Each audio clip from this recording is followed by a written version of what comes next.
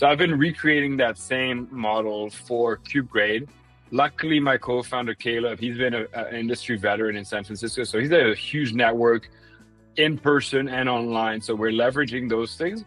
So we're writing a lot of content on LinkedIn, on X, on Reddit, sort of trying to build sort of an inbound motion as opposed to focusing purely on outbound. That being said, we are still quite successful with cold LinkedIn outreach these days.